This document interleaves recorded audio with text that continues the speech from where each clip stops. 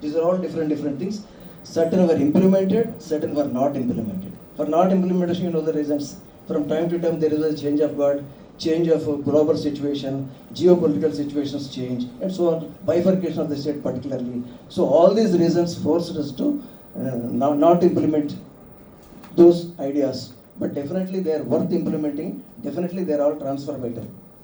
So now coming to at least I will mention 2-3 ideas that are mentioned in the book, sir, because I can't go through all the snippets of this book. It takes a lot of time. I know the time constraint. So, the first one, all of you are aware of Chandrababu Naidu garu. He is only an IT savvy personality. But it's known to everybody. He is an IT savvy, high-tech, technology, promotion of technology. But as a bureaucrat, as an IAS officer, I know he is not only an IT savvy person, he is also a person who promotes the rural development, rural livelihoods like anything. Nowhere else in the world. Because he was the first architect of the livelihoods in the country India. He started the first program, very good sir, fortunately. I was the first batch PD, those days, 97, 98. So, the Velugu was a unique program got from the World Bank. I think by the time around some 2,000 crores, 3,000 crores, nowhere in the world we got this kind of money.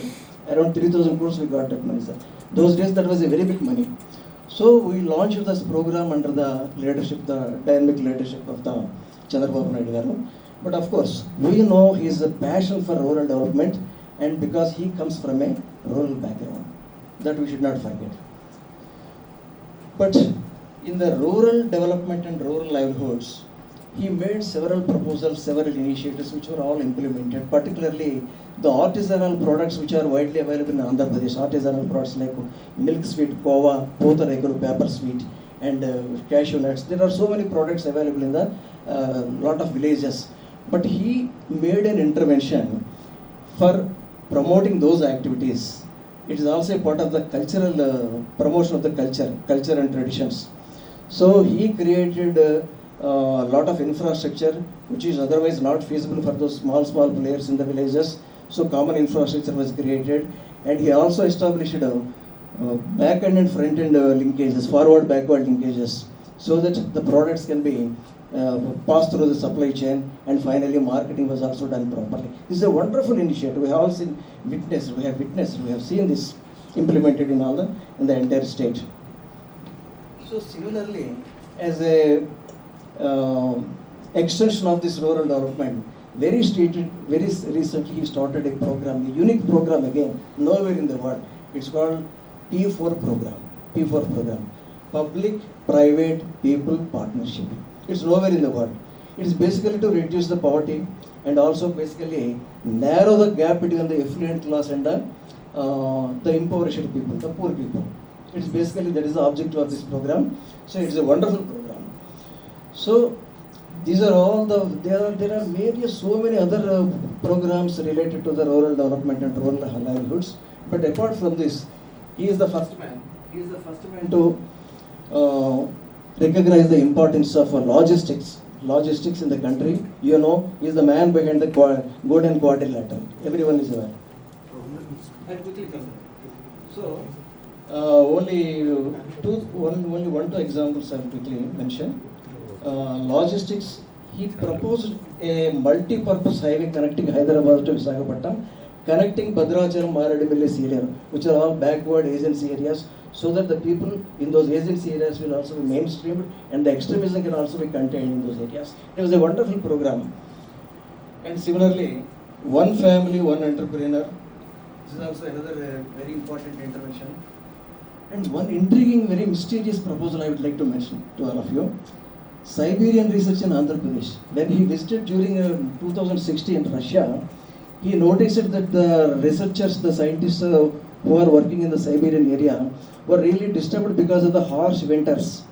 Then immediately Tsar made a proposal to the Russian government. The Russian government initially astonished and confused, and rather they agreed to the proposal made by the Tsar.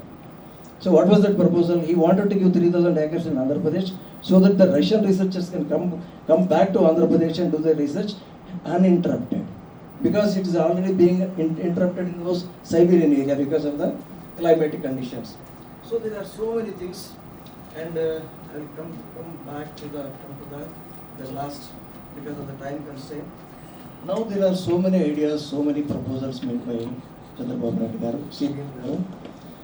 As I already mentioned, some of them are implemented, some are not because of the various problems. So now, finally, I would like to draw a parallel with the great Singapore Prime Minister Lee Kuan Yew, the legendary Prime Minister who is the architect of the modern Singapore. And the same way, CBN is also endeavoring for the welfare of the Andhra Pradesh, for the development of the Andhra Pradesh, for the developed Andhra Pradesh of the, he is making so many efforts. But coming to the end, every policy he makes has a human angle. You are aware, every policy taken out by the government has a human angle. Without human angle, there won't be any policy from the government of Andhra Pradesh. His understanding of the complex issues and decision taking is at lightning speed. Maybe because he's having more neurons. Normally all of us will have only 86 billion neurons. Maybe he's having more than 100 billion neurons and more dopamine in his body. So it's very difficult to, with all this background, it is very difficult to define him. Can we define him? There are so many multi-dimensional personalities, multifaceted personalities in the world, so many visionary personalities in the world, but he is unique. Can we really describe him in words, with one word, or with one adjective, with one sobriquet? It's very difficult. But I feel he is a composite, he is a blend, he is a synthesis of all those sobriquets. He is a blend of all those things. I feel he is a hyperdimensional. It is a new term I have got. He is hyperdimensional. Sir, everyone can see only two dimensions, first and second, and the length and breadth, that's all. By utilizing technology, you can see the third dimension. That is a depth. But few persons can also see the fourth dimension, that is time. Time we cannot see, we can only feel. But Saur can visualize the fourth dimension also. Very, very few personalities in the world have this ability.